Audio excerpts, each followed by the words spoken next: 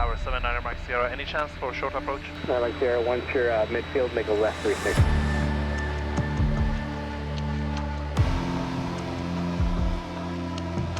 الان میخوام از تاور ریکوست بکنم که اون سیمولیتد انجین فیلیری که بهت گفتم انجام بده. Oh God, no way. It's fun. احساس بکنی که ارباب هستی، رعیت نیستی. الان دستای من بالاه. پدرم خلبان بود، ایشون اون بذر خلبانی رو فکر کنم تو سر ما کاشت. به خودم همیشه اینو میگفتم من میخوام اون باشم. کسی رو تا به حال ندیدن که چیزی رو بخواد براش تلاش بکنه و بهش نرسیده باشه. Short approach approved. انجین الان کات کردم کامل. داری الان موتورمون رو دست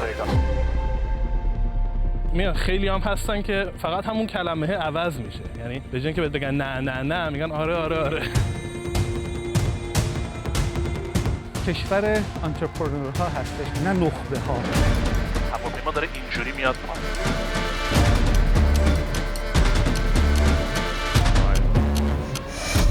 خواستن. آفرین، دقیقا منم همین کلمه رو میخواستم بگم.